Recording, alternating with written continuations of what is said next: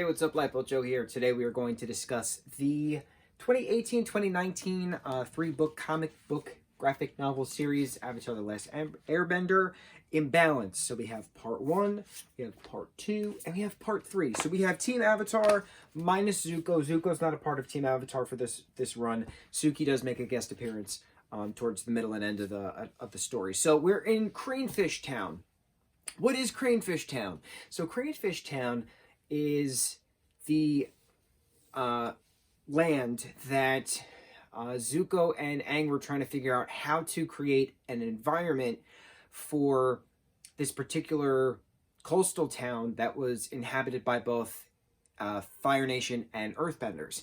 And you couldn't just like say, okay, well, the Fire Nation lost the 100-Year War, so the Fire Nation residents of this town have to now just go away. That they have to go back to the Fire Nation. They can't be a part of the Earth Nation anymore. But 100 years of war, people make roots. So you have some integrated families of Firebender and Earthbender. So you can't just like take people away. That's not a thing. That's genocide. So Zuko and Aang figured out a way to create a balanced environment. And Toph's dad started a factory in this particular thing, which has called, and he used the benders to help, make products and, firebenders for fire to get the steam going, stuff like that. So the turn of the revolution, right? Flash forward. What was that? Imbalance or Promise or something? It's one of those. I think it was Promise. Now we have Imbalance, right? So there is no balance of the benders and the non-benders in the community because now we have machines doing the work of benders. So the town grew exponentially. It's now this city, Cranefishtown. So the Industrial Revolution is upon us within our Avatar, universe. And so what happens when you let go the benders because you now have machines that can do the work of benders? Well, there's going to be an uprising. So there's this one particular character, Li Ling. She is a councilwoman of Cranefishtown.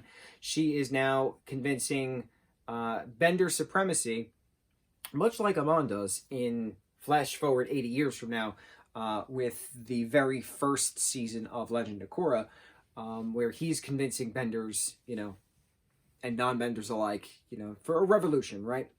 Unity. So it was very interesting watching this happen 80 years before Amon, because Amon's technically a waterbender who claimed he didn't have bending and he wants there to be no more benders. So he's just taking bending away from everybody, even though he's just chi blocking, basically. Very interesting. So I realized we've never talked about the shows before, like the seasons of the shows. I might have to do that. It's a lot of information, but I might have to do that. I'll cry, because I always cry while watching it. I have my beautiful Avatar tattoos on my arm, but we'll get there. We'll get there. So anyway, uprising in Cranefishtown. Li Ling is forming a revolution. She is having benders destroy certain benders, not all benders. She's having certain benders destroy factories that are owned by non-benders. Toph Beifeng's father is one of the owners of the factories that are now demolished. So what happens? What's Aang going to do? Is he going to chi block? Is he going to take away Li Ling's bending like he did Viola Ozai?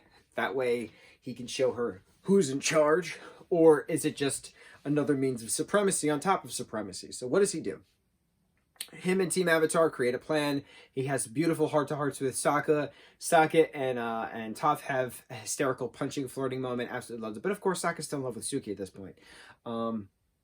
They devise a trap to, catch these supremacist benders and to force Li Ling to face herself, kind of a thing. So she and her Earthbender daughter are now imprisoned, and Aang decides with Katara that they should stay in Cranefishtown. Cranefishtown? I can't remember the name. Cranefishtown.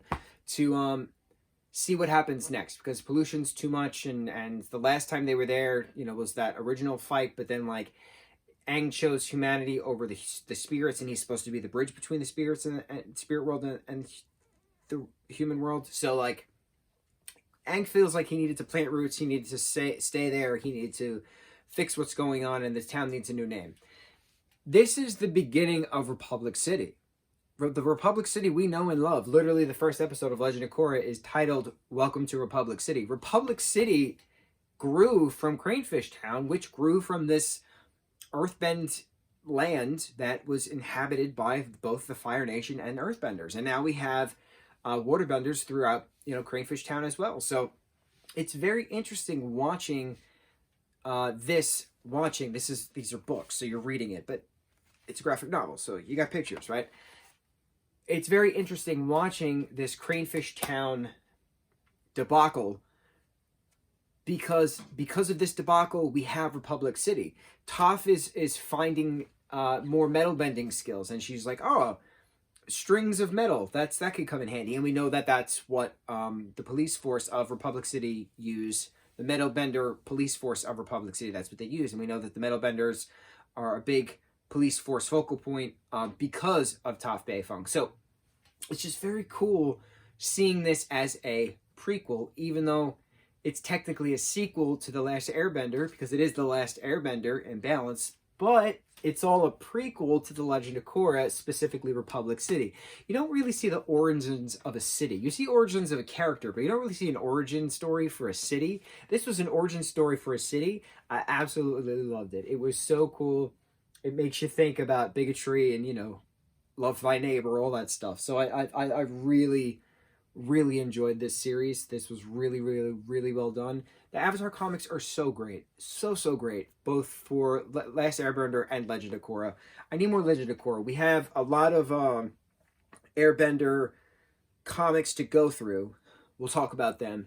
Eventually, at some point before I die, I will talk about the 3 seasons of The Last Airbender and the 4 seasons of The Legend of Korra. I'm just very apprehensive because it's just a lot of information to absorb, and I'm going to forget so many things. But it's also hard to talk about because I get very emotional talking about those shows. Just love them so much. They just mean so much to me, so much to my brother. We absolutely love those shows. So, Avatar: The Last Airbender, Imbalance, go check these books out. Mucho mahalo.